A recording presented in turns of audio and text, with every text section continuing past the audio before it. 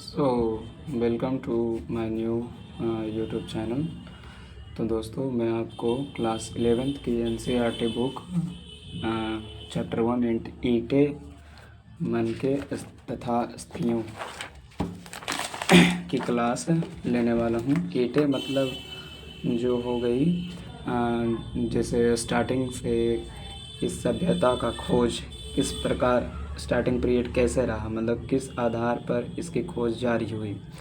इसके पहली खोज के आधार थी इसके ईंटें, जो कि एक रेलवे लाइन बिछाया जा रहा था और कुछ इंजीनियरों को एक ईंटें के बने दीवारों और कुछ स्थल मिले। और इस चैप्टर का नाम जो है ईंटें, मनके और अस्थियाँ। मनके का अर्थ होता है जो उन सिंधु घाटी सभ्यता में जो लोग थे, पुरुष, महिला या बच्चे, जो शिल्पकारों द्वारा बनाए गए जो मोतियों से जो माला था उसी को मनके कहते थे। जैसे मोतियों के द्वारा वो मालाएं पहना करते थे। और अस्थियाँ, किस प्रकार उन लोगों का कल्चर था, अस्थियाँ दाह संस्कार की व्यवस्था थी। इस जानने की कोशिश करेंगे। तो हड़प्पा सभ्यता को किस प्रकार की सभ्यता का और किस अन्य नाम से जाना जाता है। सबसे पहले सिंधु सभ्यता के नाम से जाना जाता है, फिर दूसरा कांस्ययुगीन सभ्यता के नाम से भी जाना जाता है, तीसरा घग्गरा हकरा सभ्यता से भी जाना जाता है और मेलुआ सभ्यता से भी जाना जाता है। तो आपके एग्ज़ाम में जो आने वाले 2026 में, उनमें से ये क्वेश्चन बन सकते हैं कि हड़प्पा सभ्यता को और किस सभ्यता के नाम से जाना जाता है। तो उसमें एक कांस्ययुगीन जो सभ्यता है ये ज़्यादातर उसमें पूछता है। बाकी ये दोनों तो कम एग्ज़ाम में अभी अब तक पूछा गया है, लेकिन आपको ये ज़रूरी याद रखना, कांस्ययुगीन सभ्यता ही बोला जाता है और सिंधु सभ्यता बोला जाता है और हड़प्पा सभ्यता बोला जाता है। यही तीन सभ्यता बहुत ही ज़रूरी होती है आने वाले एग्ज़ाम के MCQs में। कांस्ययुगीन सभ्यता किस लिए बोला जाता है, क्योंकि इसमें कांसा का प्रचलन बहुत ज़्यादा रहता है, अत्यधिक कांसा का उपयोग होता है इस पीरियड में। तो चलिए, इसकी खोज कैसे हुई नहीं हुई हम आपको इस वीडियो के ज़रिए थोड़े सा शॉर्ट वीडियो में हम बताते हैं।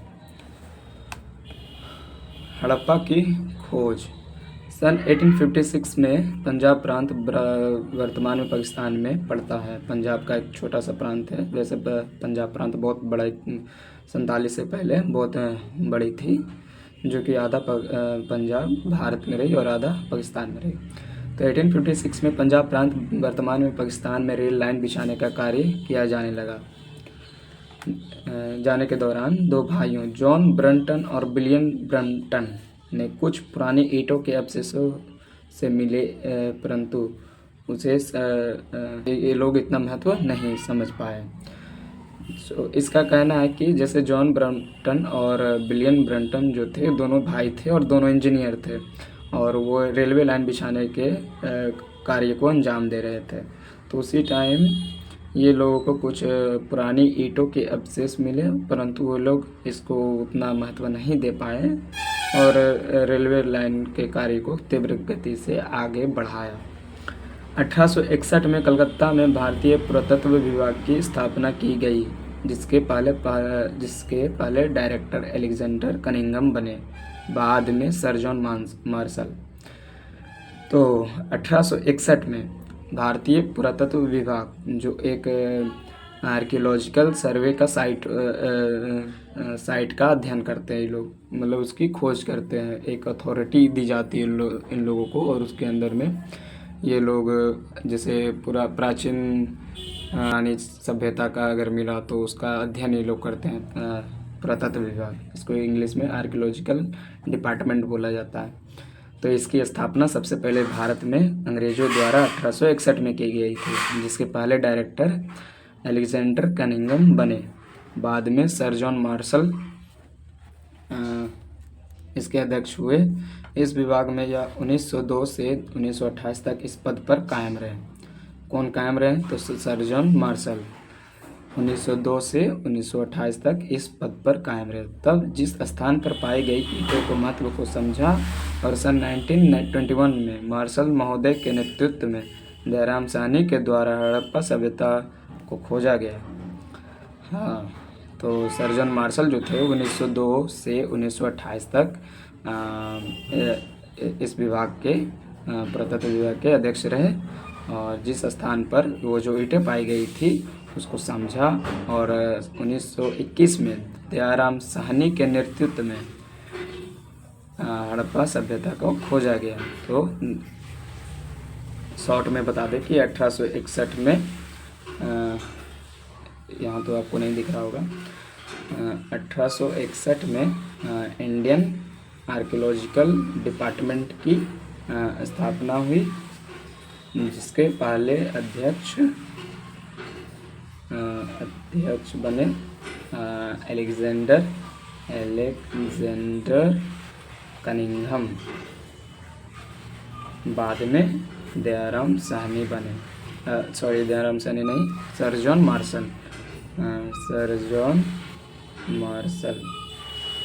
मार्शल बने, जो 1902 से 1928 तक अध्यक्ष रहे। फिर ये जो सर जॉन मार्शल थे, जो ईंटें मिली थी हड़प्पा रेलवे लाइन जो पंजाब के प्रांत में बिछाई जा रही थी, तो उसको समझा उस ईंट को और वहाँ उत्खनन के लिए दयाराम साहनी को भेजा और दयाराम साहनी ने हड़प्पा सभ्यता को हम बताते हैं। हाँ, तो ये हमारा ये जो पोर्शन हो गया जम्मू कश्मीर का पोर्शन हो गया, ये हमारा यहाँ मांडा है, मांडा, दक्षिण में दैमाबाद जो कि महाराष्ट्र में आता है एमएच में, और पश्चिम में जो अफ़गानिस्तान था वो था सुतकांगे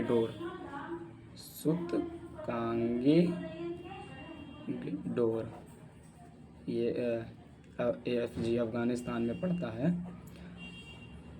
और इधर पूरब में आलमगीरपुर जो कि यूपी में पड़ता है, और उत्तर में जम्मू कश्मीर के मांडा तक। ये ट्रायंगुलर शेप में भी माना जा सकता है, ठीक है होगा आपको। तो ये मुख्य रूप से ये सब सारे इसके सहारे, जैसे लोथल गुजरात में, रंगापुर गुजरात में, धौलावीरा गुजरात में, कालीबंगा राजस्थान में, बनावली, राखीगढ़ी, रोपण, सब कुछ हरियाणा और उत्तर प्रदेश और पंजाब के क्षेत्र में पड़ते हैं। हड़प्पा पंजाब के क्षेत्र में आता है, सुतकांगे डोर अफ़गानिस्तान के क्षेत्र में आता है, मांडा जम्मू कश्मीर। आप लोग को इतना ध्यान नहीं रखना है, सिर्फ आपको इतना ध्यान रखना है कि इसकी क्षेत्रफल क्या है। इसकी क्षेत्रफल 12,99,600 किलोमीटर स्क्वायर, बस इतना याद रखना है। उत्तर में मांडा JNK में पड़ता है, दक्षिण में दैमाबाद MH महाराष्ट्र में आता है, पूरब में आलमगीरपुर जो कि उत्तर प्रदेश में पड़ता है, और पश्चिम में सुतकांगे डोर ये पढ़ते हैं अफ़गानिस्तान में। AFG शॉर्टकट में हम लिख देते हैं। तो मुख्य रूप से इतना ही इसका भौगोलिक विस्तार है, और ज़्यादा इसका विस्तार तो नहीं है। इसके आगे है तो वो थोड़ा सा वो व्यापारिक दृष्टि से वो ये लोग एक दूसरे से दूसरे देश में, एक जगह से दूसरे जगह गुजर बसर करते रहते हैं।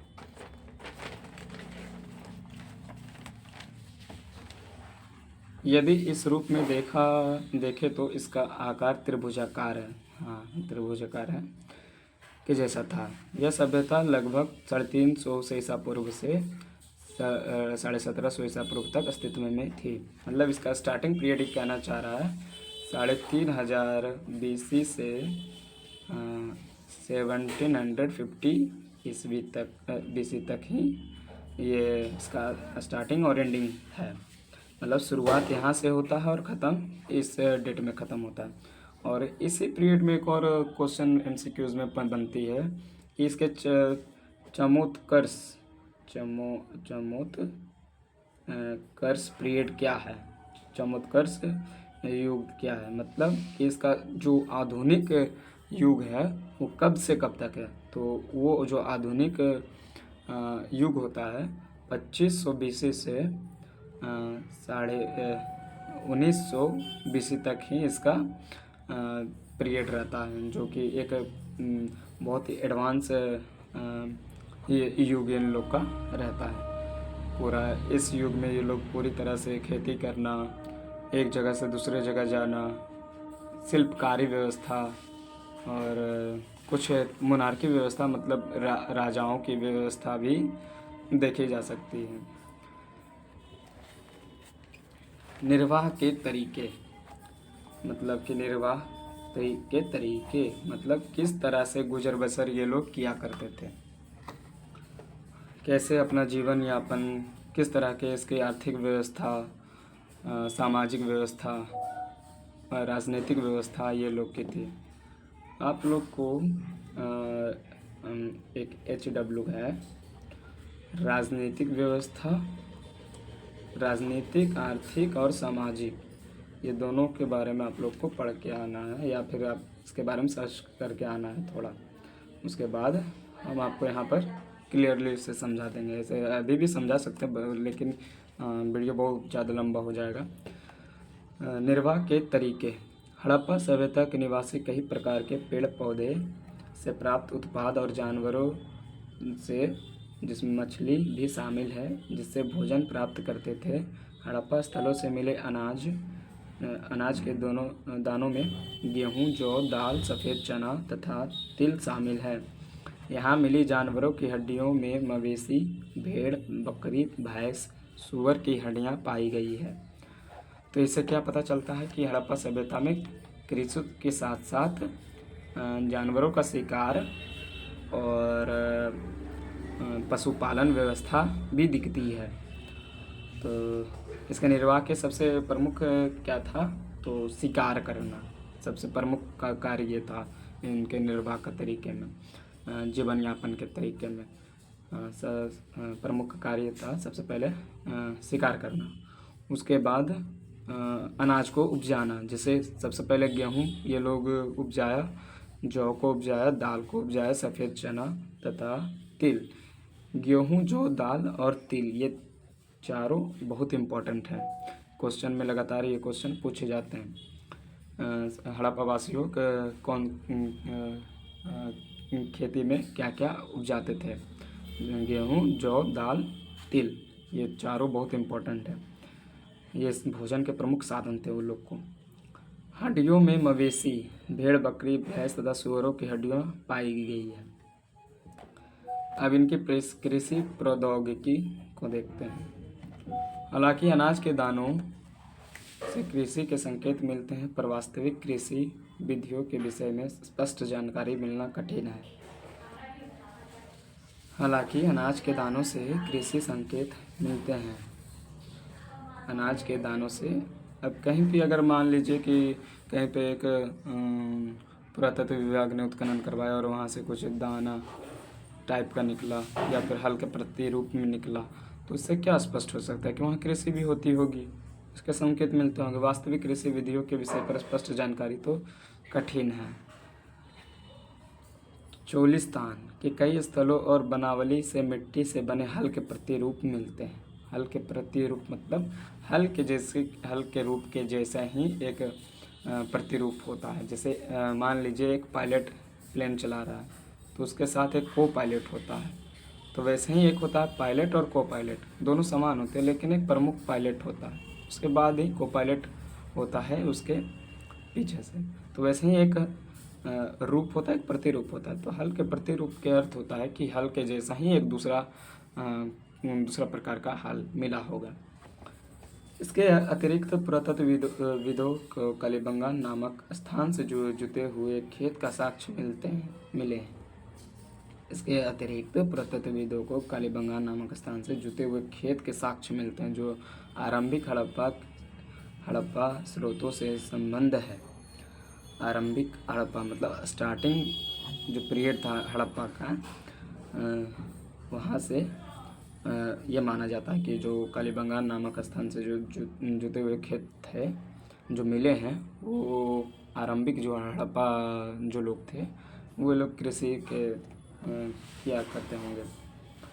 अफगानिस्तान से सोर्थुगई नामक हड़प्पा स्थल से नहरों के कुछ अवशेष प्राप्त होते हैं। जैसे अफगानिस्तान के एक शहर होंगे सोर्थुगई, तो वहाँ से नहरों के कुछ अवशेष प्राप्त होते हैं। धौलावीरा गुजरात से जलाशयों का प्रयोग संभवतः कृषि के जल संचयन हेतु किया जाता था। तो आइए, अब तो समझ गए होंगे या हम लोगों ने क्या पढ़ लिया इसके लास्ट में हम आपको 2 मिनट की रिवीजन करवाएंगे। तो कृषि प्रौद्योगिकी में आप लोग क्या समझे? अनाज के दानों से कृषि का संकेत मिलता है। अनाज के दानों से कृषि का संकेत मिलता है। वास्तविक कृषि विधियों के विषय में स्पष्ट जानकारी मिलना कठिन है।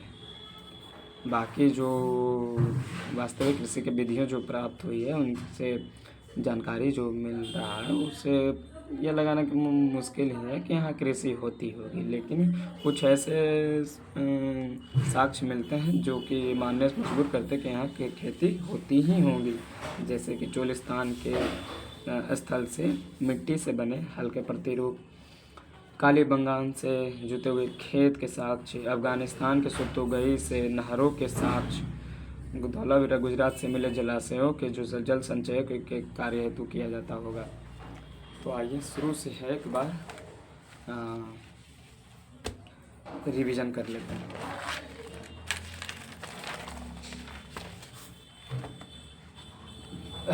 ये तो आपका एंशिएंट हिस्ट्री है।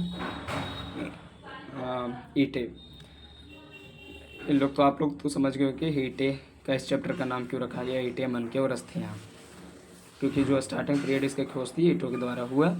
मनके उसके वहाँ जो शिल्पकारी लोग थे जो मोतियाँ वोतियाँ बनाने के कार्य करते थे, उससे बने हुए जो मालाएँ होती थी उनको मनके बोला जाता था। अस्थियाँ उनके दाह संस्कार के साथ में जो अस्थियाँ होती थी, जो जहाँ वो लोग अपनी अंतिम संस्कार करते थे उसके अस्थियाँ बोला गया। हड़प्पा सभ्यता, इसके अन्य नाम भी हैं सिंधु सभ्यता, कांस्ययुगीन सभ्यता, घगरा हकरा सभ्यता, मैलुहा सभ्यता, जिसमें आपको इम्पोर्टेंट है कांस्ययुगीन सभ्यता और हड़प्पा सभ्यता और सिंधु सभ्यता। ये 3 नाम आप लोग को याद रखनी है।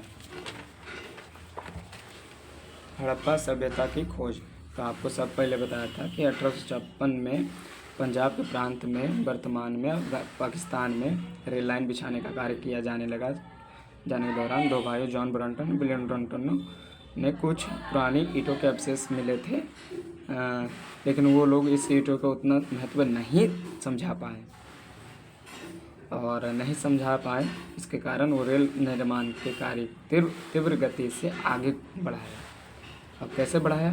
वही जो ईंटें मिल रहे थे वही ईंटों से वो रेलवे लाइन को बिछाने में यूज करने लगे। तो आधा तो ऐसे ही उस सभ्यता को तो छीना कर दिया गया। अब होती है 1861 में इंडियन आर्कियोलॉजिकल डिपार्टमेंट की स्थापना, भारतीय पुरातत्व विभाग की स्थापना, जिसके पहले अध्यक्ष बने अलेक्जेंडर कनिंघम, फिर बाद में सर जॉन मार्शल बने।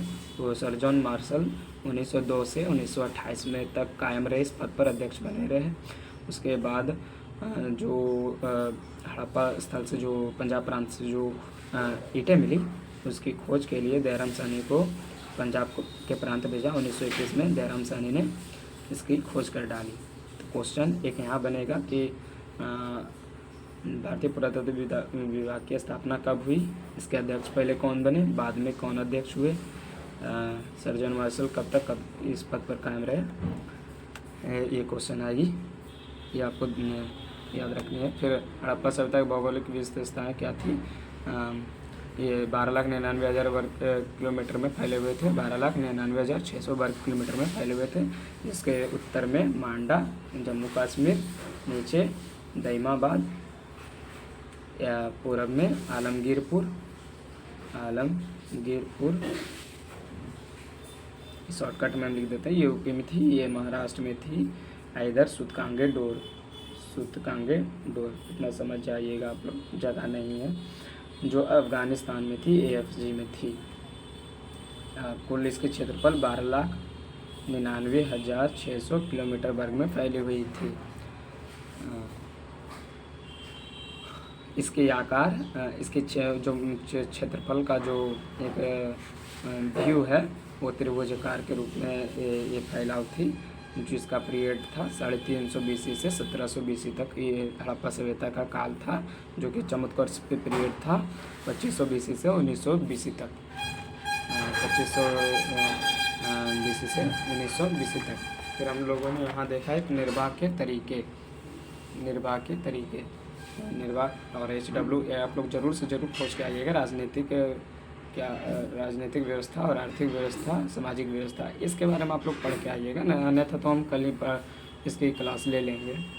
निर्वाह के तरीके में क्या थी, निवास के, वहाँ के जो हड़प्पा सभ्यता के जो लोग कैसे निवास कर रहे थे, क्या खा रहे थे, क्या पी रहे थे, क्या उनकी मोनार्की राजशाही व्यवस्था थी, क्या थी, वह उसके आगे हम लोग देखेंगे। तो सबसे पहले क्या थी कि उसका जीवन यापन कैसे चल रहा था। तो वो भोजन प्राप्त करते थे, शिकार करके, जानवरों से, मछली से शिकार करते थे। फिर उसके बाद हड़प्पा स्थलों से अनाज, फिर ये लोग कृषि किया करते थे, गेहूँ, जौ, दाल और तिल को ये लोग मुख्य अनाज बनाया। फिर ये लोग जानवरों में भेड़, बकरी, भैंस, सूअर इत्यादि की खाना शुरू किया। कृषि प्रौद्योगिकी के अनाज के दानों से कृषि का संकेत मिलता है। चोलिस्तान के कई स्थलों से मिट्टी के से बने हल्के प्रतिरूप मिलते हैं। इसके अतिरिक्त पुरातत्वविदों को कालीबंगा नामक स्थान से जुटे हुए खेत के साक्ष्य मिलते हैं। कहाँ से? कालीबंगा नामक, कालीबंगा कहाँ था? तो कालीबंगा आपका कहाँ है? कालीबंगा राजस्थान में पड़ती है। कालीबंगा से आपको जुटे हुए खेत के साक्ष्य मिलते हैं, जो कि आरंभिक हड़प्पा सभ्यता स्रोतों से संबंध है। जो स्टार्टिंग पीरियड से जो लोग थे उनसे पे ये संबंध है।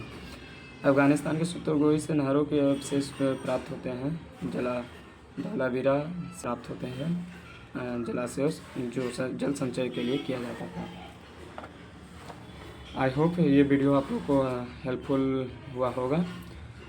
तो चलिए गाइस, आज के इस वीडियो को यहीं पर ख़त्म करते हैं, और अगले नेक्स्ट वीडियो में हम मोहनजोदड़ो एक नियोजित शहरी केंद्र व्यवस्था के बारे में हम लोग पढ़ेंगे। ठीक है, चलिए। और मेरा चैनल जो है स्टडी विथ वरुण को सब्सक्राइब करें, और अपने दोस्त जो हैं, जो भी क्लास 12 बोर्ड की पढ़ाई कर रहे हैं, उन्हें ये वीडियो शेयर करिए, और कैसा लगा कमेंट करके बताइएगा, और लाइक और शेयर ज़रूर करें।